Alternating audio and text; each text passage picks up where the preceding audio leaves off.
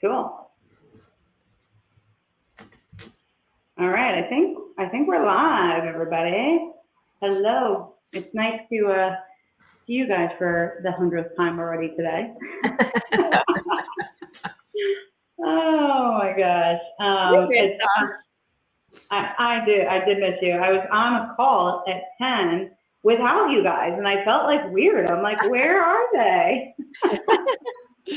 You finally took the training wheels off, decided to have a call by yourself. Proud of you. I know, I did, right? All right. So today we're talking about the 30-second pitch. This is so important, guys. The reason why an elevator pitch is so important is because you have to be able to tell who you are, what you do, and why someone should want to work with you very, very quickly. And think about it like this. And it's kind of funny. It's kind of like, I did a TikTok this morning. It was like, when you shoot for the moon and you land among the stars, like you at least are getting close, right? And you want to shoot for the moon so that you could try to go beyond your potential. And it's kind of like with the 30-second pitch. If you can explain what you do in 30 seconds, you can explain what you could do in 60. It's actually much harder to write and speak in short form than it is in long form. Like, good writers that can write articles are, to me, not good writers. Good writers are those that can write a really catchy Twitter like post and capture people's attention in very little words, right? So that's why I think Deb looks like she's got something to say. Yeah, I'm like, have you ever thought something to say? Yeah, have you ever thought how long 30 seconds is? It's a long time. Really? I don't think it's a long time. Start the clock and sit here for 30 seconds and see how long it is. I do 30-second planks. I do 30-second planks, and it's forever. Oh, all right. Well, I think it's a long time. And no elevator takes 30 seconds. So you should be able to do it. Well, the whole reason why the elevator pitch came about was because you have to be able to explain very quickly to somebody and capture their attention in 30 seconds. Because now the attention span is even less than 30 seconds, it's 7 seconds. So like even in my TikToks, like I'm like trying to capture attention. I'm like, are you broke? Listen up. Like, you know, like I'm saying things to like quickly capture attention and get people to understand. It's even like when you have a YouTube, you have to do the same thing now. The first 5 seconds is the most important. So really, the 30-second pitch is really now like the 5-7 second pitch. Right. Yeah, and really, what you're trying to do is get more time with them, right? Stop them in their tracks and get more than 30 seconds, hopefully. Yeah, it's that first impression, right? I mean, that first impression can be the next step in the relationship. So it's definitely, and there's so many different types of pitches and ways to do it, you know? So I love the 30-second pitch. Yeah, I mean, to me, when I think about the 30-second pitch, like this can be used in so many different ways. It could be used if you're speaking on stage at a networking event. If you're even like, for instance, when we have new client meetings, I have the same pitch every single time. Hi, I'm Dr. Alexa Agostino. I'm the CEO of ThynkTank Consulting Group. I've been doing this for 17 years, and what separates us from everyone else is that we're entrepreneurs first, marketers second. And our philosophy is nothing is right the first time. Let's get it up, get it out quickly, and change it and modify it until it works. And so, like, for me, like, it's almost like I just know what I'm going to say immediately without even thinking about it. And, you know, obviously I have different pitches for different situations, whether it's coaching or it's done for you. But, you know, it could be anything. Even when I'm on stage, I have to give people a quick summary, but I'm not going to do like 10 pages of who I am. That's like my biggest pet peeve is when I'm like watching somebody and they have like 10 pages on. And when I was 2 years old, this is what happened to me. And when I was 7, this is what happened to me. Like, nobody cares. Nobody cares. They want to know how people are selfish. They want to know, how can you help me? Yeah. What's in it for me? Definitely don't want to hear the rambling. Like the other day, I forgot who I was on with, but somebody was like, just tell me to stop if I'm rambling. I'm like, okay, stop, you're rambling. I'm like, no more rambling, please. I don't have time for this. Small talk, right? So let's jump into it. So to me, the 30-second pitch, it has to say who you are, who you help, how you help them, right? To me, those are like the 3 things. And I think the 4th thing is there has to be a differentiator in there. Like what the 30-second pitch I just said, right? I said, what makes us different is that we are entrepreneurs first, marketers second. We've built businesses ourselves. That's why we feel confident we can help you. Not just because we're good marketers, which we are, we're great marketers, but we know how to run a business and we know how to scale. And there's a lot, marketing is one piece of a big pie. Mm-hmm. And so to me, that's our differentiator. Strategy. Yeah, I mean, I think, there's the introduction, the problem, the solution. But then I think a lot of people, what they forget at the end is the call to action, right? Like they'll say, kind of who they are and, what they do and what they can provide. But at the end, they're not actually asking to meet again, right? So I think that's like an important thing to add on. The other thing is kind of the why. Like, you've heard that approach. There's that one approach that says, when somebody says, what do you do? And you've got 30 seconds to tell it, that the approach of, like I always use the example of an in-home chef. Like the approach would be, well, you know how it's really hard to get nutritious meals on the table, hot, and everybody around the table at the same time in a busy life? And they're like, yeah, well, I'm an in-home chef. So you lead with like something they can relate to on just a human level, so that they're interested in what's going to come next. And already they're seeing it in their mind, thinking about their own situation and whether or not it's something they could use your help with. So to Tanya's point, then the next follow-on would be, is that an issue in your home or in your life?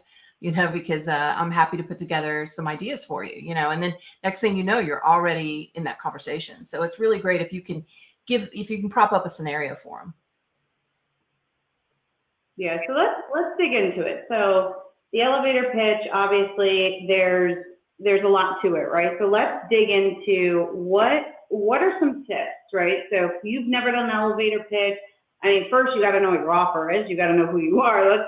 If you don't know who you are and you don't know your offer, and there's a few of you that I know that are listening right now that still don't have your offer yet, so you should not even care about your 30-second pitch, and you can actually just sign off right now and don't come on another call until you have your offer.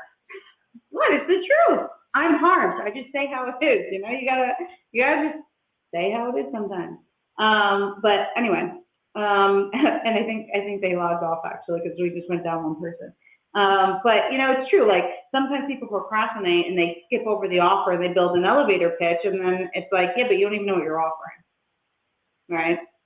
So all right. So why don't we give some tips? So I mean, for me, it's short and sweet. You want to get the most important information out. Sometimes we want to give everybody like everything in the kitchen sink. It needs to be to the point of what you do, who you help, and how you help them. And your differentiator has to be mixed in there. Like super short and to the point. Yeah, that's a good one. And it's true. And I think, being relatable over reliable. So like what Deb was saying, like just bringing in that relatability. I love that approach. I love asking a question first because it really gets them thinking. It grabs their attention and it's something that is relatable and that they can relate to. And it brings your brand or what you do on a human level and something that they can relate to, right? And it connects them to it. Yeah, like if it's us, one of the things we could talk about, we could say is, well, how marketing has gone from 3 or 4 touch points to 24 touch points before anybody recognizes or remembers your brand? Well, we're a full service marketing agency and we do the heavy lifting and make sure that happens on behalf of your company. Yeah, I mean, even like the beginning where I said, we're not just marketers, we're entrepreneurs first. Like to me, that's like a cool hook because it's like, oh, tell me more. Like it's attention grabbing because like nobody else is saying that. Most marketing companies have never actually built a company other than the marketing company. And there's a big difference coming from a marketing perspective and a sales perspective. When you've actually built businesses, you think about strategy very, very differently. And so when I start conversations, like we're entrepreneurs first and we're marketers second, because we've actually built businesses, we think about things very differently. People are like, all right, keep talking, right? Mm-hmm. So that like attention grabbing and that memorable thing, that's kind of like, you got to start with a hook. Like use ChatGPT and come up with a hook for yourself, Yeah, I love that differentiator because it's, well, one, it's factual, and two, I don't hear anybody else saying it because it's not true. Most marketers are marketers and marketers only and marketers first and marketers last, and they haven't had to make a payroll. We have. Yeah. I love it. And like, if you're sitting out there and you're like, well, gosh, I'm not sure what my differentiator is, but maybe you have some testimonials or there are some statistics, even if you're new, right? And you don't have your own stats, but there's stats within your industry, right? Like use them. That could be attention grabbing too. So that's like another pointer. Yeah. And if it's something that comes really easy to you, that could be a differentiator. You can say, I discovered that this is something unique to me, that I'm able to produce this result in this avatar, fill in the blank. Yeah. Yeah, it's also too, like, keep in mind too that you don't need to have just one pitch. You should have multiple different pitches. So if I'm pitching somebody that wants consulting versus done for you versus coaching, it's going to be a different pitch. It's like different offers. But I mean, even if I'm talking to somebody in technology versus healthcare versus crypto, again, my pitch is going to be very different. And what I like to do is include, so for instance, when I talk to higher education, I always plug in my 30-second pitch. I've been in higher education for 17 years, and I've helped build brands, very well-known national and international brands, and I've helped build, revenue upwards of $50 million a year. And so I throw statistics in there too that are very specific to the specific industry.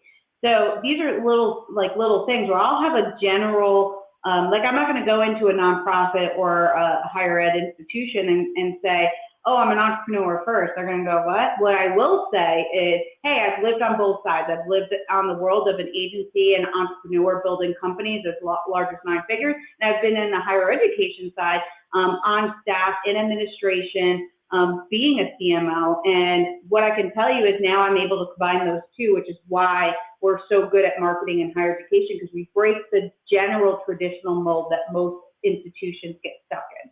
And so again, there's a different 30-second pitch, but I'm still kind of saying the same thing, but I'm tweaking it for a different industry. Yeah, you got to know who you're talking to so that you can tailor it. And it's almost like that establishing rapport part of the sales cycle. So get clear on kind of who they are and what they're into, because you don't want to talk about something and they're like, that has nothing to do with me. That's a waste of their time and a waste of yours, and it's just going to annoy them. So yeah, you got to know who you're talking to. Yeah, and I think too, it's like, I'm so natural at talking about it because I say it so often. So like practice a lot, practice in front of the mirror, and this is why I tell our students, like, have sales calls, keep having them, even if like you're not ready, have them, because the more sales calls you have, the more practice you do, the better you're going to get. Like, it just rolls off my tongue. You give me an industry and I could tell you a 30-second pitch, because at this point, like, throw an industry and I could just say it, because I've done it so many times now. I'm so used to doing it. Yeah. So what else? What are some other tips that we can give up? One of the things you just mentioned about the differentiating, what you're doing there when you talk about, I've been in higher ed, I've been on both sides of it. I've been the higher ed CMO, but I've also been the agency serving higher ed. And you mentioned your years and experience or whatever, you're establishing credibility throughout the whole conversation. So that, because that's that, know, like, and trust factor. Like, they don't know your experience. They don't know your background. It's our job. What we have to look at this is my responsibility to reduce friction on how they can do business with me in that conversation. Like, reduce the friction, be clear, be simple, be very bottom line. Don't be nervous about, you're not trying to convince anybody of anything. I think people get a little caught up, like, oh gosh, I've got to, in this 30 seconds, I have to make all these things happen. What you really just want to do is get the next conversation rolling or get their interest. But basically, you're just sharing who you are, what you do, and who you do it for, and why it would matter to the person you work with. So keep it simple. Don't overthink it. I think that's a good tip. Simple is key, but also another important point to that, Deb, is don't, Tammy, she said, got it, copy, I'm logging off now. Love you, Tammy. She knew that was for her. She's funny. She's cute. God, now I lost my train of thought. But the other thing too is like the energy that you have when you talk is really important. So you've got to look at your body language, the tone, And so you don't want to be like, I'm Alexa D'Agostino, I help marketing companies, I've been doing this for 17 years. Nobody's going to freaking hire me if I talk like that. But I'm like, my name's Dr. Alexa D'Agostino, I love this stuff, I've been doing it for 17 years, I'm an entrepreneur first, marketer second. What do I mean by that? I've built my own companies and I've had 6 exits, and I've built companies as large as $400 million, right? So like when I'm like super amped and positive and passionate, I mean, think about all our students. A lot of our students have come to us because why? Our passion. Like our passion literally comes through the computer screen, you know?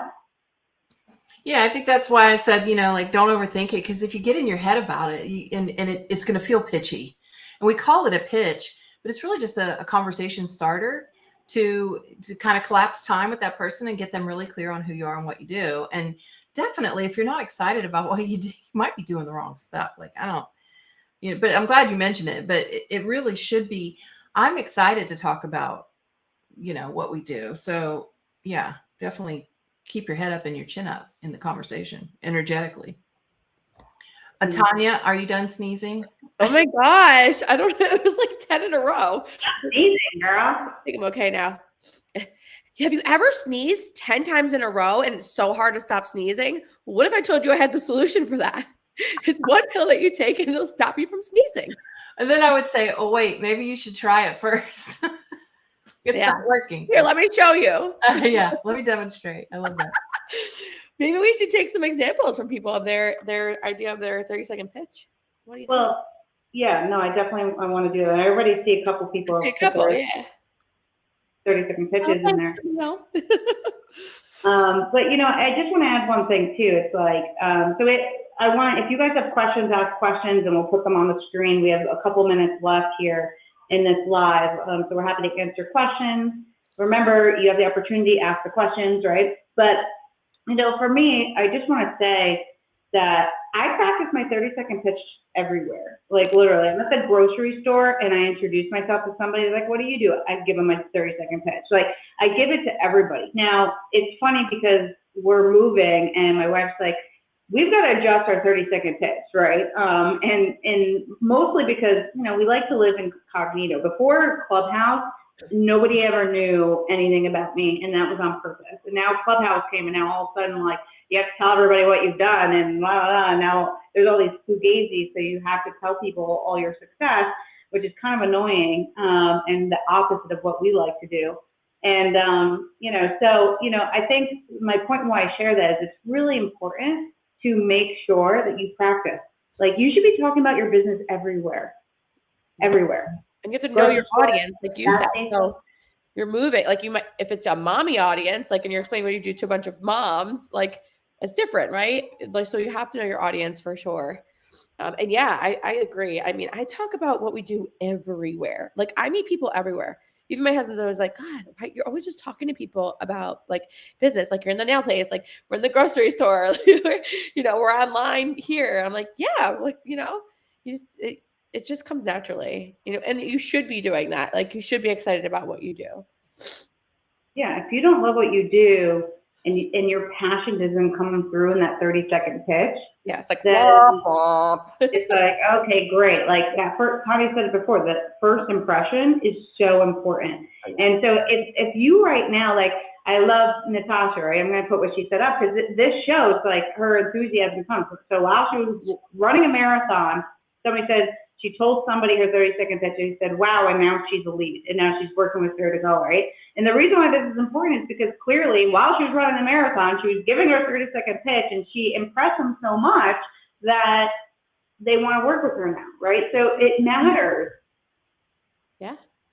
We want to hear it. Natasha, what'd you say, Natasha, right? What you said. Yeah, I want to hear what your 30-second pitch is. So, all right, I can't speak. In this last minute, let's share a couple more things.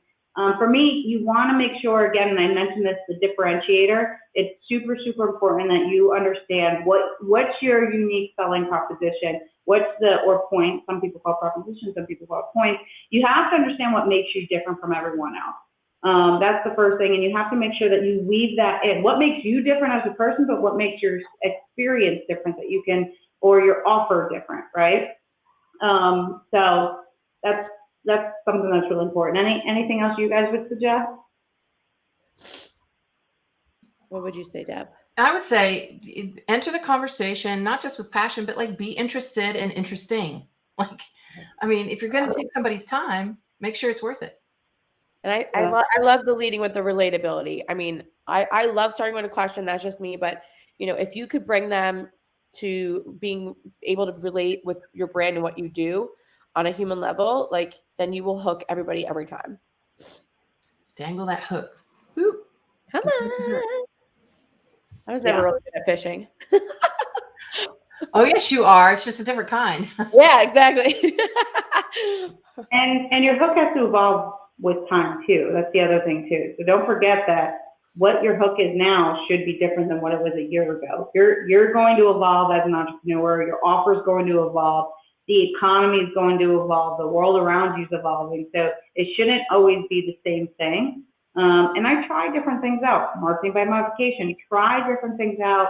See what works. See what doesn't work. And don't be afraid to throw something out there and see what the response is. Yep. Practice, practice, practice. Practice, practice, practice. All right, that's what we have for you today. I want to hear all your 30-second pitches, especially our students. I want you to actually record yourself, and I want you to post it in our Slack group. I want to see it. I want to see what your 30-second pitches are. We'll also post this in the Slack to remind you. And I'm excited to see. Do you feel like there's not enough time in the day? She said yes. Oh, so there you go, Natasha. She started with a question. She said, do you feel like there's not enough time in the day? And she said yes. See, she got her question. There you go. Good job, Tash. All right, so I want our clients, record yourself, post in the Slack. We'll give you guys feedback. And this was a quick and hopefully good little lesson for you guys. Yeah. Cool. If you have more questions, DM us. All right. Thanks, everyone.